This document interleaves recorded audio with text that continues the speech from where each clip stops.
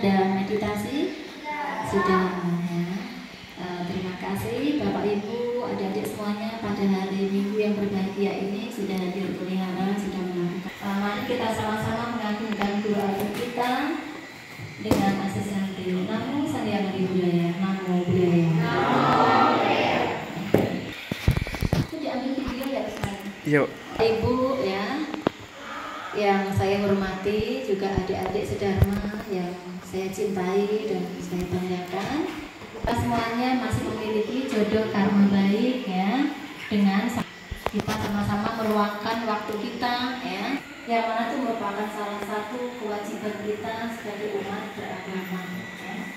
Tadi dengan membacakan parit, jadi hari ini memang saya kasih tugas mimpin kebaktian dan untuk memanggil dokumentasi ya. Baik ya, saya ulangi lagi ya tadi ya. Bapak Ibu yang kami hormati dan adik-adik sedharma yang berbahagia. Pada hari ini kita sama-sama melakukan kebajikan ya, untuk melaksanakan tugas kita sebagai umat beragama. Tadi Bapak Ibu adik-adik semuanya sudah melakukan kerja bakti ya, membaca parita itu mengulang kembali kodam-kodam Sang Buddha. Kita menghormat kepada Buddha, Dharma dan Sangha itu berkah dan mulia. Nah, disinilah kesempatan kita untuk menjalin jodoh karma baik dengan Sang Triratna. Apa itu Sang Triratna? Sang Triratna itu Buddha, Dharma dan Sangha. Ya. Kita berlindung kepada Buddha, kepada Dharma dan kepada Sangha. Tadi kita semuanya sudah membacakan Paripati Sarana? Sudah. Kita membacakan Paripati Sarana yang pertama, Buddha, Sarana, dan Jami. Aku berlindung kepada Buddha. Dhammam, Sarana, Gajami. Aku berlindung kepada Dhamma. Sangha, Sarana, Gajami. Aku berlindung kepada Sangha. Ya. Ucapan perlindungan ini juga kita lakukan secara tulus dari hati kita dan ada kekuatan tekad ya dalam hati kita. Dalam kehidupan sekarang dan juga selanjutnya saya berlindung kepada Buddha, Dharma dan Sangha. Dengan memiliki tekad beribadah yang baik dengan Sang. Kenapa bisa begitu, Bu? Karena dengan adanya tekad berlindung pada Buddha, Dharma dan Sangha, kita ada tekad untuk melaksanakan ajaran Sang Buddha. Setiap apapun yang kita lakukan, kita selalu ingat ajaran Buddha. Apa itu ajaran Buddha? Adik-adik tahu tidak inti ajaran Buddha? Tidak inti ajaran Buddha yang pertama. Tiga inti ajaran Buddha. Janganlah berbuat jahat. Yang kedua, perbanyaklah perbuatan baik. Yang ketiga, sucikan hati dan pikiran ya. Masih ingat lagunya adik-adik? Janganlah berbuat jahat, perbanyaklah perbuatan baik. Sucikan hati dan pikiran, inilah ajaran Buddha. Bisa? Ingat nggak? Aduh udah lupa Bu ya? Udah lupa nih, udah lama nggak belajar lagu Buddhis ya. Coba sama-sama ya.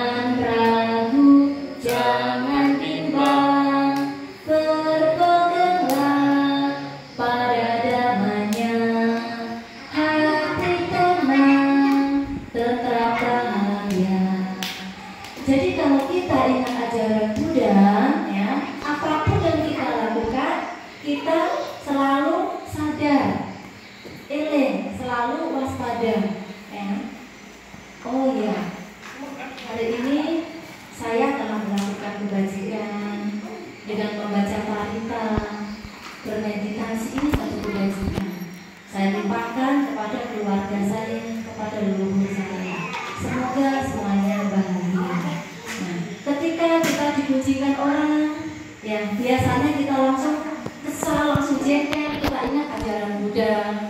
Oh ya, Sang Buddha mengajarkan untuk mengembangkan cinta kasih. Ya, tidak boleh membalas kejahatan dengan kejahatan. Ya, kebencian tidak akan berakhir apabila dibalas dengan kebencian. Tetapi kebencian akan berakhir apabila dibalas dengan cinta kasih. Nah, ketika kita ingat ajaran Buddha, kita bisa memaafkan, belajar memaafkan. Oh ya, saya harus bisa memaafkan. Pertama, maafkan ke siapa? Ya, kita harus bisa memaafkan orang-orang yang telah membuat kita kesal, yang membuat kita jengkel, kecewa. Kenapa sih saya sudah banyak berbuat baik ke mereka, saya sudah berjuang, tapi masih ada dia nggak suka sama saya. Kalau kita nggak kembali mengingat ajaran Sang Buddha, kita bisa jengkel, kesal, ya, sakit hati. Yang menderita siapa? Kita. Ya. Kalau kita semakin membenci, kita juga yang semakin sakit hati. Karena kebencian, kemarahan, kejengkelan itu penyakit hati. Siapa yang bisa mengobati? Diri kita sendiri. Bagaimana caranya? Dengan membina diri, ya, dengan membaca parita, kita meditasi. Meditasi itu tidak hanya kita duduk diam, ya, tidak tahu apa yang kita pikirkan. Ada mungkin bahkan memasukkan pikiran bukan. Meditasi bukan memasukkan pikiran. Di sinilah kita mengamati masuk keluarnya nafas, mengamati bentuk pikiran yang muncul. Mungkin kita bisa teringat waktu duduk diam itu. Teringat, ya, masalah-masalah yang muncul, hal-hal yang membuat kita kesal, kecewa, atau mungkin teringat hal-hal yang menyenangkan. Disitulah kita berusaha bagaimana kita menjaga hati kita tetap tenang seimbang. Ketika itu muncul, kita sadari, oh iya, ini rasa kejengkelan. Oh iya, ini rasa kejengkelan muncul. Kita sadari, kita lepaskan. Ya, disinilah ada pelepasan.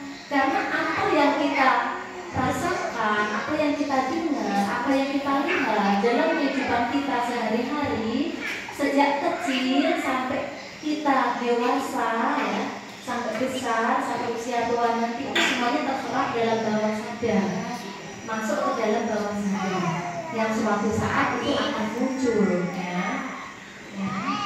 Maka disinilah kita harus sering memasukkan hal-hal energi yang positif dalam bawah sadar kita. Dengan sering kita mengucapkan, ya, dalam hati kita, semoga saya bahagia, semoga orang tua saya bahagia, semoga sanak saudara saya bahagia, semoga semua makhluk bahagia. Itu sebenarnya merupakan pemasukan energi-energi positif di dalam batin kita. Ya, kita mendoakan semua makhluk bahagia, termasuk diri kita. Nah, saat kita meditasi, di sini ada pelepasan dan juga ada pemaafan. Ya, pemaafan ke siapa? Pertama ke diri kita sendiri. Apabila kita melakukan satu kesalahan, ya, kita juga harus mulai memaafkan dalam diri kita sendiri. Ya, kita mengembangkan cinta kasih ke dalam diri kita dulu. Setelah kita ada pemaafan dalam diri kita juga ada pemaafan pada orang lain. Kenapa kok harus maafkan diri kita? Karena kalau kita bisa memaafkan diri kita sendiri, berarti kita mengembangkan cinta kasih ke diri kita sendiri. Kita tidak akan menyakiti diri kita sendiri. Ya. Karena kalau kita tidak ada pemaafan dalam diri kita juga bisa menyalahkan diri kita sendiri. Maka disinilah kita yang ketiga tadi, mensucikan hati dan pikiran ini kita berlatih dengan meditasi yang saat. Bu, apakah meditasi itu harus duduk diam di wihara? Meditasi ada beberapa cara, ya. Kalau meditasi samatha bhavana, meditasi ketenangan batin, kita ada fokus pada satu objek dengan duduk tenang, ya. Kita misalnya mengembangkan objek cinta kasih, ya. Kita mengembangkan menyebut nama Buddha, itu kita duduk tenang, meditasi samatha bhavana. Ya. Tetapi ada juga meditasi yang vipassana, itu meditasi dalam kehidupan sehari-hari. Misalnya apapun yang kita lakukan, ya, misalnya di rumah, ya, kita memasak, ya, kita menyadari dengan sepenuhnya, dalam arti kita sadar. Tidak kita masak, pikiran kita ke pasar. Tadi saya mau beli ikan, lupa cuma beli tempe misalnya kan. Jadi nanti salah bumbunya karena pikiran kita tidak fokus pada masak tadi, atau pikiran kita teringat anaknya yang kuliah misalnya, atau yang kerja di bandar. Nah, kita jadi badan kita masak ya di dapur, tapi pikiran kita kemana-mana. Nah, itu sebenarnya praktek meditasi juga. Misalnya pas adik-adik ya, pas belajar di sekolah juga harus fokus pikirannya. Oh, saat ini sambil dengarkan Bapak Ibu guru menjelaskan, saya harus benar-benar fokus. Juga latihan, latihan meditasi. Supaya apa? Kalau adik-adik sering berlatih untuk fokus, maka apa yang disampaikan guru itu bisa benar-benar terserap dalam bawah sadar, dalam pikiran kita. Jadi kita bisa menjadi anak-anak yang pintar, yang cerdas, ya. Begitu pula saat kita makan, kita sadari saat kita makan. Kadang kita makan, pikiran kita nggak fokus pada makan. Jadi walaupun masakan itu sangat enak, terasa lelah. Ya. Nanti istrinya sudah masak yang lezat, ya, suaminya pulang disajikan dengan penuh rasa syukur, rasa cinta. Tapi karena mungkin suaminya ada masalah di kerjaannya, ya, misalnya, jadi apa ya, pikirannya masih memikirkan masalah itu. Jadi saat menikmati itu, ini apa lama nggak ada rasanya, nggak asin, padahal udah pas tadi ya. Jadi sini menjadi momen, harusnya momen yang bahagia saat makan bersama, menjadi momen yang tidak bahagia. Nah, makanya di sini kita hal-hal kecil dalam kehidupan sehari-hari itu kita sebagai praktek dharma. Jadi dharma itu tidak jauh-jauh dari itu. Dharma itu ada dalam kehidupan kita sehari-hari. Ya, bagaimana kita mengembangkan cinta kasih mulai dalam keluarga kita. Ya, bahagia itu sederhana. Tidak harus kita memiliki harta yang berlimpah. Ya. Dengan rasa syukur kita makan bersama dengan keluarga, ya, kita bahagia, kita bisa saling menghargai, saling mensupport dalam satu keluarga, itu juga satu kebahagiaan. Ya. Nah, Bapak Ibu dan adik-adik semuanya, inti ajaran Buddha tadi yang pertama, tidak berbuat jahat. Yang kedua, perbanyaklah perbuatan baik. Yang ketiga, mensucikan hati dan pikiran. Bu, saya sudah banyak loh berbuat baik, ya. Sudah banyak membantu wihara, mengorbankan waktu, tenaga saya, bahkan mungkin uang saya. Tapi masih ada aja orang yang menganggap saya tidak baik. Jadi sia-sia dong perbuatan baik saya. Tidak, Bapak Ibu. Perbuatan baik yang Bapak Ibu lakukan tidak ada yang sia-sia. Sesuai dengan benih yang kita tabur, itulah yang kita petik. Ya. Penanam kebajikan akan memetik kebahagiaan, tetapi penanam kejahatan akan memetik penderitaan. Nah, loh, tapi kami sudah berbuat baik loh Bu, tetapi masih ada yang disalahkan. Kita menanam padi, ya, juga ada tumbuh ilalang. Ya. Disinilah setiap kali kita melakukan kebajikan juga akan banyak tantangannya, akan banyak hambatannya. Mau kuwihara aja, tiba-tiba ada kendala, akhirnya nggak jadi kuwihara. Ya kan? Mau berdana, tiba-tiba ada hal yang lebih urgent yang harus kita dahulukan, nggak jadi berdana.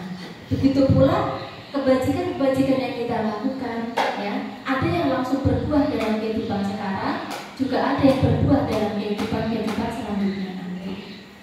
Jadi bukan berarti kebajikan itu sia-sia. Sekecil apapun kebajikan yang kita lakukan, kita sendiri juga yang akan memetik itu. Ya. Dan pelaku kebajikan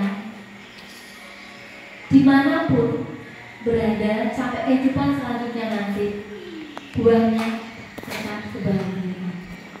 Kalau nanti misalnya dalam kehidupan sekarang kita masih menderita, sudah melakukan kebajikan masih menderita, sadari itu buah karma kita, buah karma kita masa lampau.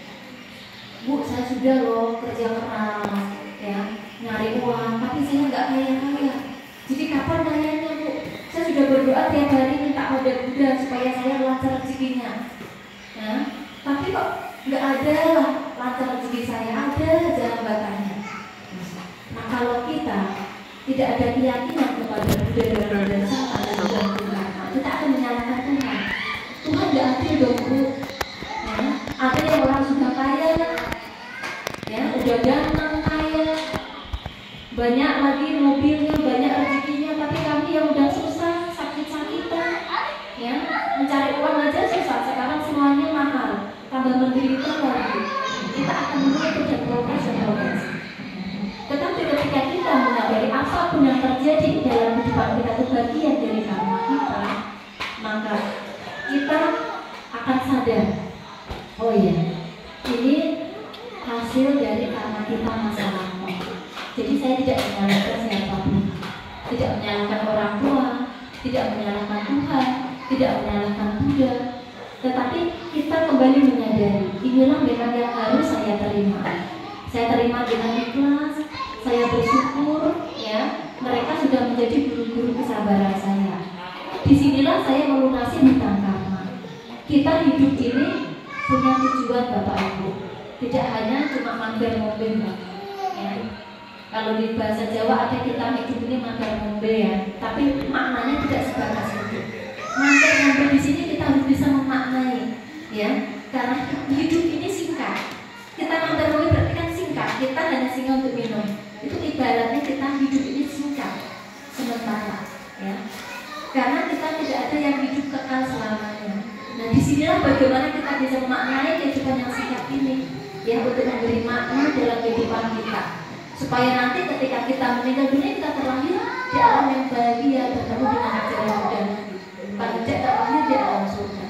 Nah, kalau dalam kehidupan sekarang kita banyak melakukan kebajikan, menjalankan sila, berlatih meditasi, ya, maka berkah yang kita terima dalam kehidupan nanti, ya, kita juga akan terlahir di alam yang bahagia, di alam surga loka, ya. Nah, kembali lagi ke hukum karma tadi, ya. Apapun yang kita terima dalam kehidupan kita itu bagian dari karma kita. Kalau bukan bagian dari karma kita, tidak akan terjadi dalam kehidupan kita, ya. Misalnya, ya, kita sudah baik ke tetangga, baik ke semua orang, ya. Terkadang ada kebaikan kita itu dimanfaatkan orang, ya. Malah orang itu memanfaatkan kebaikan kita.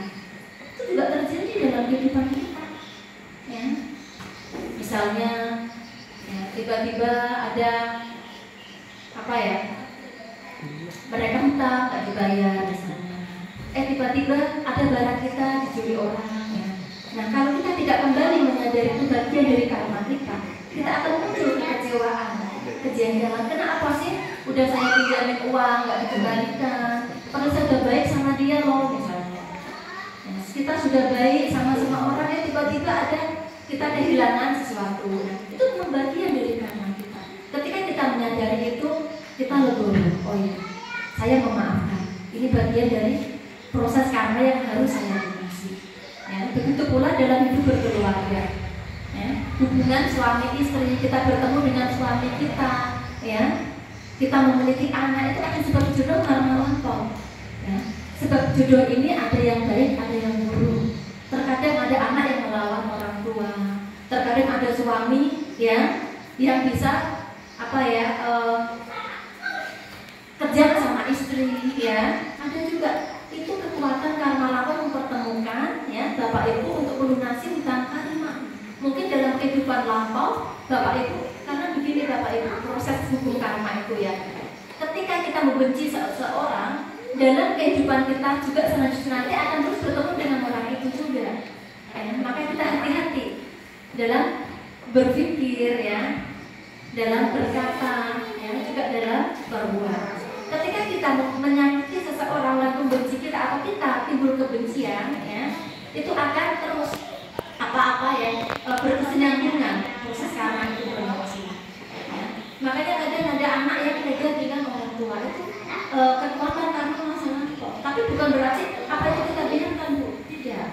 ya, kita harus pertama ya, sebagai orang tua kita harus membimbing mengarahkan anak kita.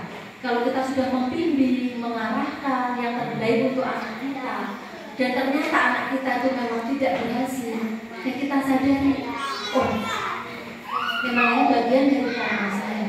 Saya sudah berusaha semaksimal mungkin untuk membimbing anak saya ke arah yang ini, tetapi tetap saja tidak berhasil. Berarti memang yang harus dijalani oleh anak kita dan juga kita, ya, gitu. Kita harus terima itu. Tetapi sebagai orang tua kita punya kewajiban untuk mengarahkan. Dan adik-adik di sini juga, ya, harus memiliki tekad dan semangat kebajikan, ya. Tekad dan semangat kebajikan supaya apa? Supaya apa yang diharapkan adik-adik dalam masa depan nanti bisa terwujud. Karena masih kecil kan nggak apa-apa, dia jadi belakang aja. Jadi Bapak Ibu yang kami hormati, saya bahagia di sini Bapak Ibu meluangkan waktu, kita bisa sharing ya, supaya saya tidak mau terus lebar. Mungkin Bapak Ibu bisa tanya, Bu, kenapa ya misalnya kalau di agama Buddha seperti ini bagaimana, nggak apa-apa. Karena di sini kita sama-sama belajar, Saya ingin ya di desa Tenan ini umatnya ya kita tetap semangat sama-sama mendukung untuk bertahannya wilayah ini. Ya, karena rumah ini milik kita. Ya, rumah ini milik kita, bukan milik saya, bukan milik teman.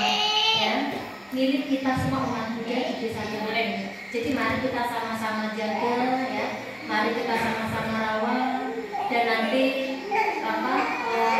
kalau kita sudah merasa ini milik kita, seperti rumah kita sendiri, maka kita juga akan menjaganya. Gitu. Dan juga nanti sebentar lagi kan ada Waisak ya, ada Waisak bersama.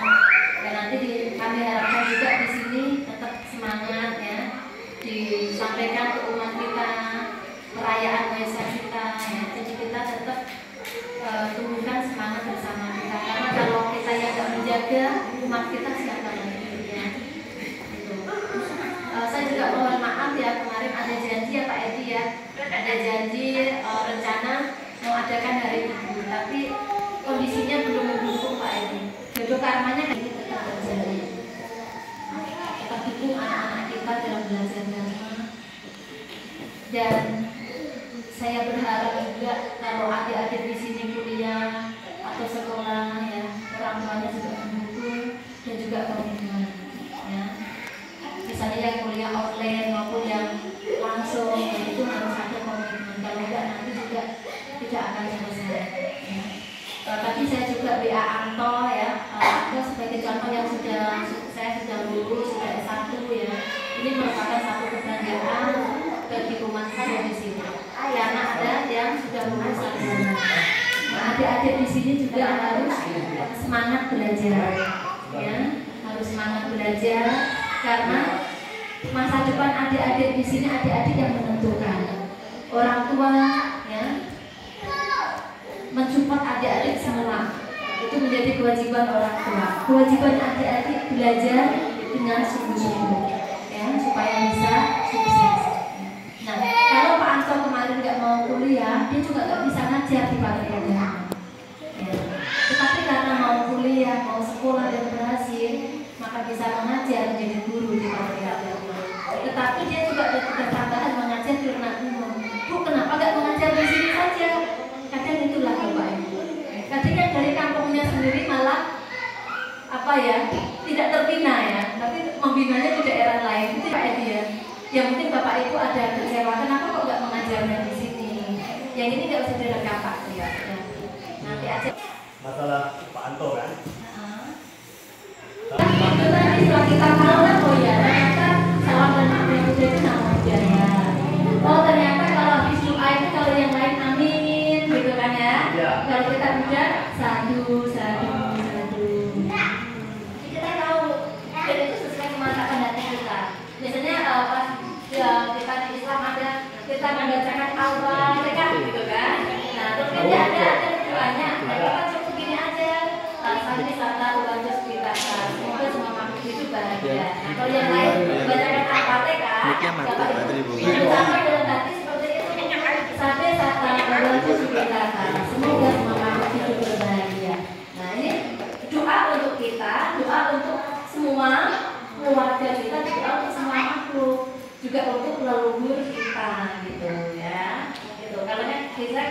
Kementerian Agama juga ini Pak Pas Apel.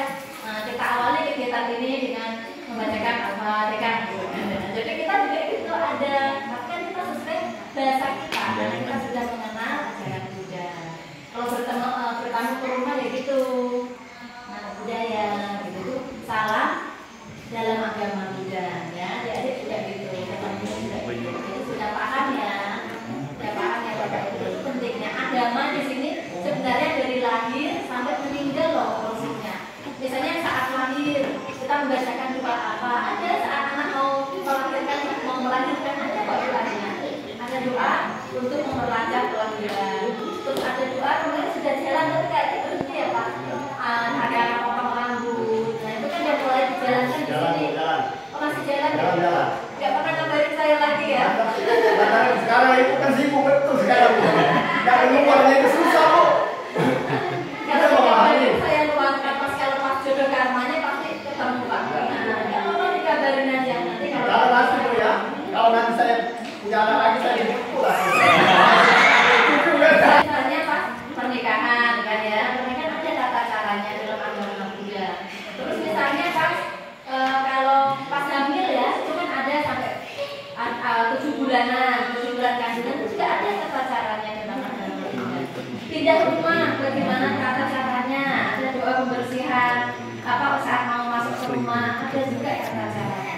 Jadi agama ini mengurusi dari kita lahir sampai kita meninggal dunia. Nanti tata cara mandikan jenazah, tata cara kita ada sembahyang 3 hari, 7 hari, 100 hari itu ada semua Bapak Ibu. Nah ini kita harus pahami sebagai orang yang sudah beragama. Termasuk misalnya ada di sini tradisi berbulikor ya, mungkin masih ada yang melaksanakan ya. Itu tidak bertentangan dengan agama Buddha. Tradisi itu tetap dijalankan tidak apa-apa, tapi bisa ditambahkan dengan yang ajaran Buddha. Misalnya ada sembahyang berbulikor, berarti bersih makam atau bersama di makam. Kita tambah ada baca palita untuk melimpahkan jasa untuk kita sebut nama-nama mendiang yang sudah meninggal. Ini ya Bu, yang buat orang tua.